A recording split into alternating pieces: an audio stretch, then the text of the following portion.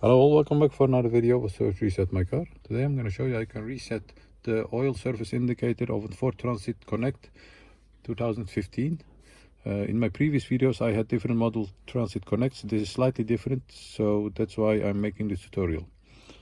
Before we start, I want to mention our YouTube channel, it's Service Reset My Car. We have more than 400 different model cars on how to reset different model indicators. Take a look at them. Use the commentary if you have any questions, and I'll get back to you as soon as possible. Okay, let's start with this one. First of all, turn the ignition off, then turn back on the ignition.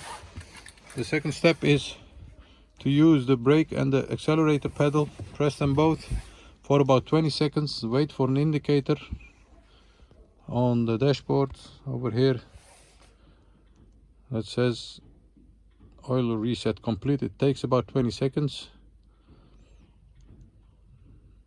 Yes, as you can see, then release the brake and the accelerator pedal, turn off the ignition, and let's do a check. Turn back on the ignition and you'll see that indicates that the oil reset is complete and no indicators that needs to be reset.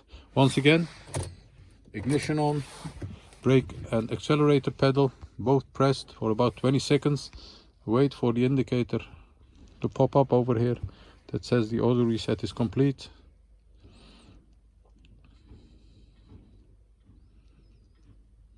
For about 20 seconds, as you can see, release brake and accelerator pedal, turn back off the ignition, turn the ignition back on, and you'll see that the indicator doesn't pop up anymore.